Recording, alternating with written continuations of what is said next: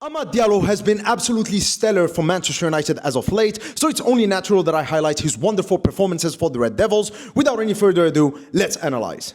Okay, ladies and gentlemen, so let's start this tactical analysis video first by talking about Amad Diallo's actual role at Manchester United. This is the average positions that Manchester United players has taken in the game against Everton. And as we can see here, Amad Diallo is kind of playing as a hybrid. As you can see, he's a little bit more advanced than Diogo Dalot. We can also see Mazraoui's positioning, where he's positioned more like a fullback, in effect, covering for Amad Diallo defensively. Of course, Amad Diallo, as I'm going to show you later, he's actually quite reliable defensively as well. I'm a huge fan of his defensive contribution and output.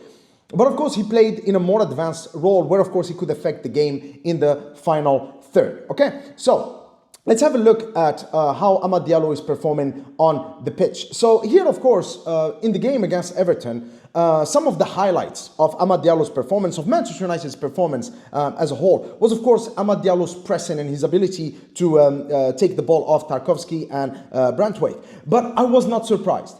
I was not surprised because if you remember the game against PAOK, Amad Diallo did this exact same thing. You know, he anticipated the situation, he identified an opportunity, and then a great tackle on the PAOK defender. He was able to nick the ball. But what I love about Amad Diallo is that despite the fact that he's actually the smallest player in the Manchester United starting lineup at 5'8", I think, he's not frail. He's actually a fighter. He's a warrior. And look here how he's holding up the ball, and he's really fighting to keep the ball, and then beautiful curved ball into the top corner. That was a beautiful, beautiful goal from Amad Diallo, but it's no surprise. I mean, in this sequence here, he's the fastest player to react to this ball that's going to drop. Great first touch. And then here, Ganagay, experienced, 35 years old, a physical player, great engine, a very good defensive midfielder, but it doesn't matter. Amad Diallo is going to hold him off. Again, he is defensively reliable. In fact, Amad Diallo is kind of like a lightweight tank. That's how I see him. And a lot of people focus a lot on his technical prowess, which is great, and more on that in a bit. But a lot of people are sleeping on just how much of a hard worker he is. And he's a hard worker with end results. And that's just amazing, and it's extremely rare to find that among young players like Amad Diallo. And so here he enables us to keep the ball. And if you wanted more evidence that Amad Diallo is actually great defensively, in the game against Everton, he's actually the player who has won the most duels. He has won 12 out of his 17 duels. In fact, he has won 5 more than the next in line, which is Iliman Ndiaye and Idrissa Gueye. Of course, Everton were more on the defensive, so you expect them to do a little bit more defending. But Amad Diallo was still on top. He was our best defender by a clear mile. So this is again just testament to how important he is in this Ruben Amorim setup. Now let's look at other aspects of Amad Diallo's play that are extremely important, and it's just his technique. I mean, he just brings a smile to my face. He just brings joy whenever I watch him play. I mean, look at this, what he does to Dwight McNeil over here. That's just beautiful. And these kind of things, they are not just for show, you know, because they allow you and they allow your team to control the game and keep the ball. I've talked about that a lot, about having press resistant players who are intelligent with their movement, with their first touch, with how they keep the ball. Here's another example again against PAOK. He's in the wide areas, but he's going to create a better passing lane so that Mazraoui can find him coming in into the space. As you can see here from the magnification over there, he's actually asking for the ball.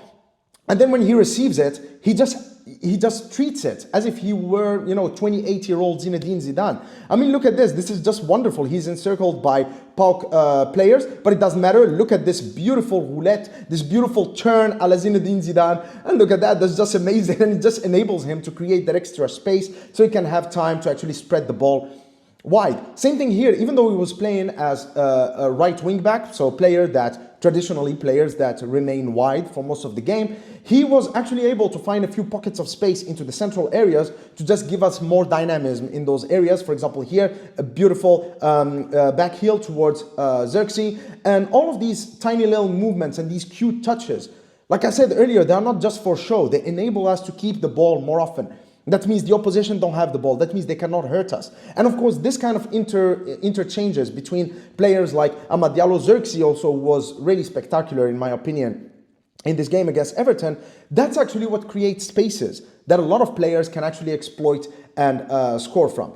But also what I love about Amad Diallo and this role that Ruben Amorim has given him, it's the same thing with Quenda, for example, at Sporting, is that a lot of times he actually finds himself in a typical winger situation, i.e. wide, where he has space and time to go actually and run at the defense. And that's of course something that all wingers enjoy, including Amad Diallo. Again, very quick feet in the box. How this was not a penalty, I don't know. I mean, I'm not a referee myself, but maybe, you know, we were already leading 4-0, so maybe the referee had pity on Everton.